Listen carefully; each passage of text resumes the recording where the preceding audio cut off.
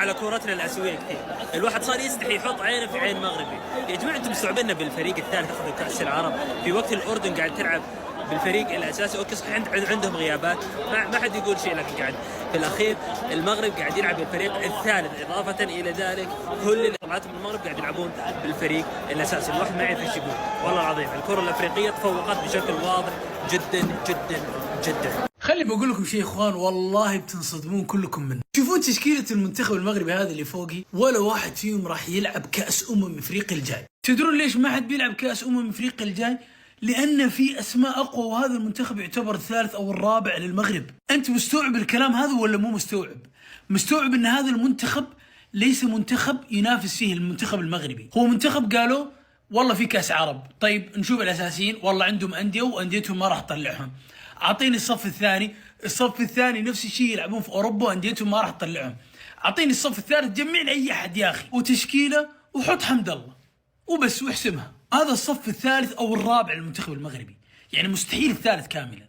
جاب كاس العرب، ومو المصيبه مو هنا. شفتوا المدربين الاربعه هذين اللي فوقي، واحد فيهم جاب كاس العرب، والثاني جاب الرابع في كاس العالم للمنتخبات، وليد الركراكي مع المنتخب المغربي 2022. شفتوا كيف جلد اسبانيا والبرتغال، لا تبقي ولا تذر.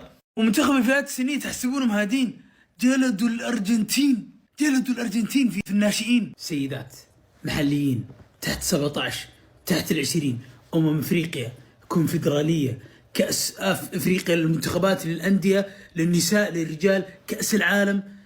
الاتحاد المغربي جاي يجلد الكل ولا هو شايف احد. انا ما عندي مشكله مع اي شيء غير ان المنتخب الرئيسي يشوف اللي بيخشون فيه كاس افريقيا. لاعب قيمته السوقيه لا تقل عن 1,000,000 يورو، وكل لاعب فيهم يقدر يلعب في اي منتخب في العالم، وكل لاعب فيهم يعتبر موهبه، لان ترى اغلبهم شباب وصغار وكلهم يعتبرون مواهب في انديتهم. وفي لاعبين خبره زي حكيمي، ابراهيم دياز، بونو. منتخب مرعب تخاف. افريقيا انا ما ادري كيف الانديه هذه بتواجه المنتخب المغربي. الاتحاد المغربي احرج الكل، وحقيقة ما خلى آسيا إلا أحرجها. جايك منتخب بالصف الرابع أو الثالث حتى الخامس يقولون بعضهم، وفاز عليك وجاب البطولة والآن راجع، ولا لاعب من اللي لعبوا اليوم راح يلعبون في المباريات الجاية في أفريقيا. وفي النهاية لا تنسوا لايك والفولو فوق سيلفر تي في، كل مبارياتك بجودة 4K وفوق كود خصم.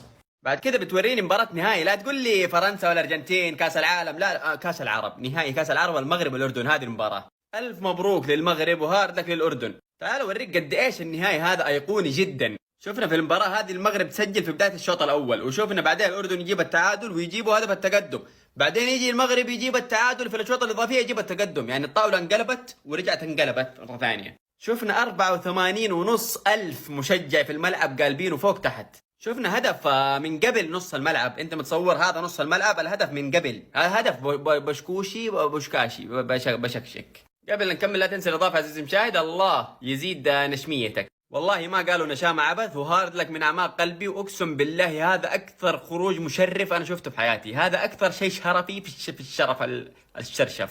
حمد الله بالنسبة لي ما عاد ينحط مع لعيبة كرة القدم، خلاص هذا ينحط مع الشخصيات التاريخية، يعني كده تحطه مع نابليون وويليام شكسبير، إسحاق نيوتن، معاهم حمد الله كده مصلع من فوق. داخل في نهاية الشوط الأول كانوا خسرانين، قام جاب التعادل، راحت أشواط إضافية قام جاب الفوز وأخذ رجل المباراة. يا أخي والله أنت أسطى شيء في الحياة. والله بس عندي رسالة للمغرب، والله عيب عليكم. ليه هكا أخويا تاخذ البطولة بالمنتخب الثالث وإحنا داخلين بالأول نبغاها بالزاف، والله الله يهديكم. وفي الختام يعني نتفق إنه كاس العرب يجمعنا وما يفرقنا، وأقسم بالله استمتعنا جدا، ونتقابل في الكاس الجاي بإذن الله على خير. لايك فولو شير، تعالوا اصفر الباقي يا اخوان، وصلوا على النبي، سلام عليكم. الله يا حمد الله، يا حمد الله يا عيال. انا ماني اقول لكم هذا افضل مهاجم مر بالنسبه لي تاريخ المغرب، حتى تاريخ الدوري السعودي عندنا. الساطي حمد الله يا جماعه الخير.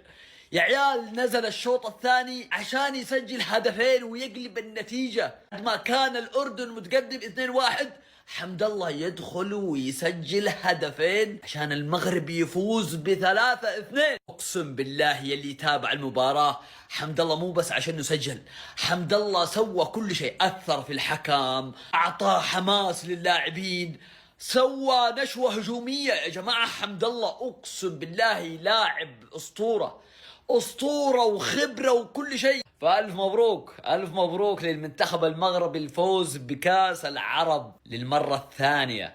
ويعادل فيه المنتخب السعودي اللي عنده مرتين. اليوم المغرب عنده بطولتين كاس عرب وبالصف الثالث أو الثاني. منتخب المغرب يأكد إنه أنا أفضل منتخب عربي. بالصف الثالث أنا آخذ كاس العرب. بالصف الثالث أنا منتخبي متطور عالمي. بالصف الثالث أنا كلاعب أهم شيء عندي الشعار هذا. ألف مبروك للمغرب، ألف ألف مبروك. المغرب حطت ايدها على الكرة العربية والكرة الافريقية وحلفت ما هتسيب حاجة لحد. انتهت امتع مباراة في تاريخ العرب، مباراة نهائي بطولة كأس العرب بين المنتخب المغربي والمنتخب الأردني بانتصار مثير للمنتخب المغربي على حساب منتخب النشامة. أسود الأطلس أبطال لكأس العرب للمرة الثانية في تاريخهم. قاعد بتتفرج على المباراة ومبسوط لأنك بتتفرج على منتخبين عندهم كورة، بغض النظر بقى عن الأسامي اللي موجودة هنا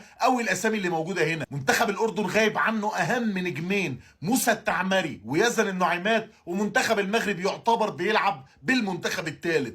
لكن الفرقتين قدموا مباراة تليق بانها تكون مباراة نهائي بطولة كاس العرب، لدرجة ان عصام الشوالي قارن بين احداث المباراة دي واثارة المباراة دي باحداث مباراة نهائي كاس العالم 2022 بين المنتخب الارجنتيني والمنتخب الفرنسي. المباراة اللي بدأت بهدف مجنون وهدف عالمي من نجم المنتخب المغربي في بطولة كاس العرب لاعب وسط الملعب أسامة الطنان، عشان يرجع علي علوان نجم المنتخب الاردني وهداف بطولة كاس العرب ب6 اهداف يرد عليه ويسجل هدفين ويتقدم المنتخب الاردني، عشان المنتخب المغربي بالشخصيه وبالروح وبالكاريزما بيتعادل في الدقيقه 87 ويدخلوا بعديها الاكسترا تايم، والمنتخب الاردني بيسجل هدف في بدايه الاكسترا تايم ولكنه بيتلغي بسبب لمسه يد، عشان يرجع بعديها رزاق حمد الله يسجل الهدف الثالث للمنتخب المغربي اللي كان كفيل بانهاء المباراه واعلان المغرب بطلا للعرب. جاز جديد طبعا بيضاف للكره المغربيه اللي بقى عندها حاجه مميزه جدا بعيدا عن اي شغل انت عايز تتكلم عليه، الهوية والشخصية. منتخبات المغرب لو نزلوا الشارع لموا 11 واحد مغربي من اي حتة في المغرب ولبسوهم تيشيرتات منتخب المغرب هيعملوا اداء محترم وهيكونوا مرشحين للفوز باي بطولة يشاركوا فيها. وهي دي عقلية اللاعب المغربي اللي وصلت لبعيد قوي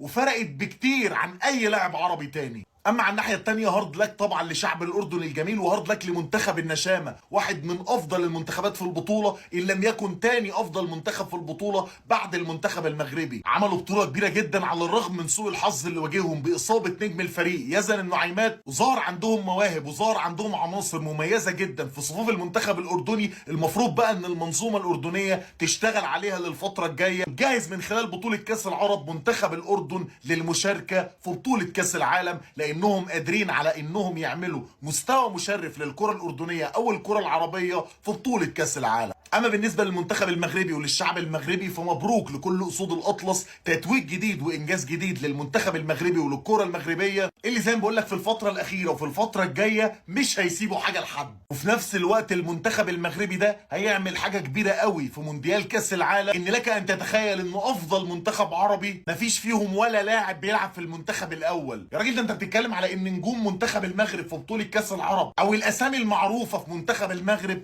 هم محمود بن تايج ووليد الكارتي واشرف بن شرقي المصاب، اللي هم نجوم الاهلي والزمالك وبيراميدز. عن نجوم الدوري المصري عندك هم الفرز الثالث بالنسبه للكره المغربيه، فاحنا بعيد قوي. ربنا يستر من اللي جاي وربنا يستر من منتخب المغرب في الفتره الجايه، لانه بقى منتخب مرعب من حيث الشخصيه ومن حيث الهويه ومن حيث الروح ومن حيث مستويات اللعيبه ومن حيث مستويات المديرين الفنيين. والمفروض والطبيعي والمنطقي ان اي فاشل يبص على المنظومه المغربيه ويحاول على قد ما يقدر ان هو يتعلم